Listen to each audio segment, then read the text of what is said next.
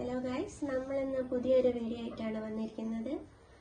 തക്കാളി ചമ്മന്തിയാണ് ഉണ്ടാക്കാൻ പോകുന്നത്. അപ്പോൾ അതിന് വേണ്ട ഇൻഗ്രീഡിയൻസ് ആണ് ഉള്ളി. നമുക്ക് ഫസ്റ്റ് ഉള്ളി കട്ട് ചെയ്യാം.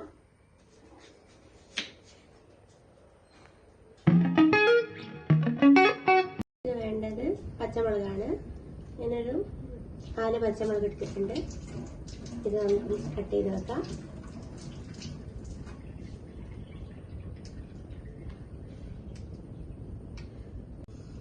നമ്മളെ തക്കാളി ചമ്മന്തിക്ക് വേണ്ട ഇൻഗ്രീഡിയൻസ് ആണ് ഇതൊക്കെ.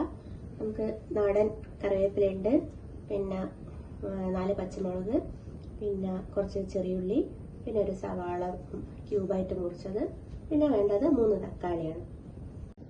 നമ്മള് തക്കാളി ചമ്മന്തി ഉണ്ടാക്കാനുള്ള പാത്രം നമ്മളിവിടെ വെച്ചിട്ടുണ്ട്. ഒരു ചീനച്ചട്ടിയാണ് വെച്ചിട്ടുള്ളത്. അപ്പം ചീനച്ചട്ടി ചൂടായി കഴിയുമ്പോഴേക്ക് നമുക്ക് കുറച്ച് വെളിച്ചെണ്ണ ഒഴിക്കാം.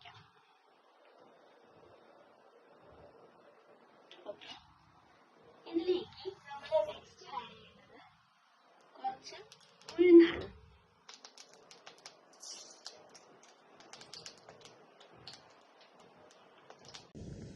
ഉഴുന്നൊന്ന് ചോക്കണം. ഇതിനകത്തേക്ക് നമ്മളെ ബാക്കി ഇൻഗ്രീഡിയൻസ്. നമ്മളെ ഉഴുന്ന് ചൂടായിട്ടുണ്ട്, ഉഴുന്നൊന്ന് ചുവന്ന് വന്നിട്ടുണ്ട്. അപ്പൊ നമ്മൾ ഇതിലേക്ക് നേരത്തെ കട്ട് ചെയ്ത് വെച്ച ഉള്ളി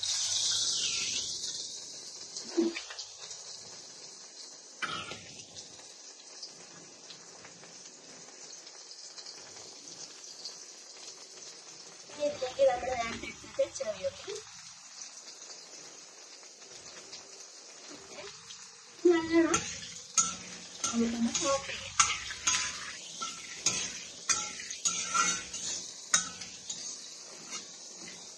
ഇതിലേക്ക് ഉപ്പാണ് ആഡ് ചെയ്യേണ്ടത്.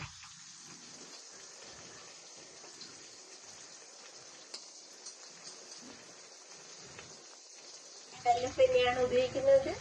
നമുക്ക് നല്ലതാണ്. നമുക്ക് എല്ലാവരും ഉപയോഗിക്കാൻ സാധിക്കില്ല.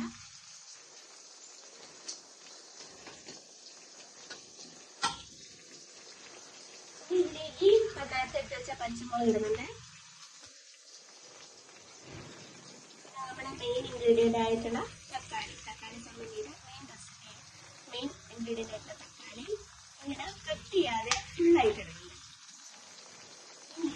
നല്ലോണം ഒന്ന് വഴറ്റണം.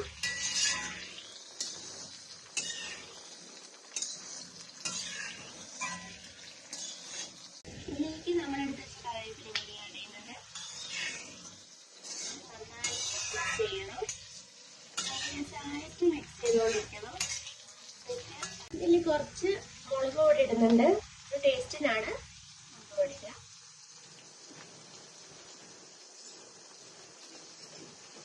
നല്ലോണം മിക്സ് ചെയ്യണം. ഉള്ളി ചെറുങ്ങനെ വാടി വരുന്നുണ്ട്. അതുപോലെ തന്നെ തക്കാളി നമുക്ക് വാടി കിട്ടും. അപ്പൊ നമ്മളെ തക്കാളി ചമ്മന്തിന്റെ ഇൻഗ്രീഡിയന്റ് റെഡി ആയിട്ടുണ്ട്.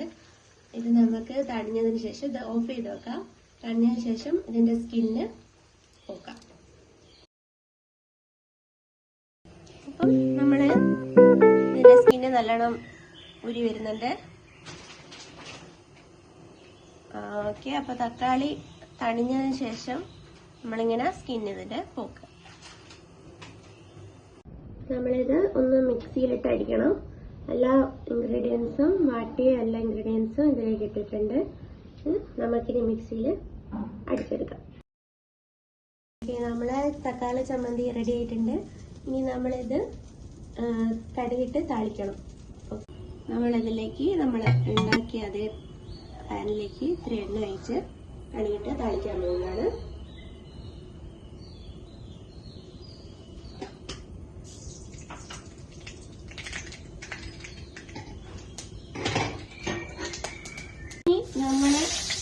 നമ്മളെ ചമ്മന്തി ഇതിലേക്ക് ഇട്ട് കൊടുക്കുകയാണ്.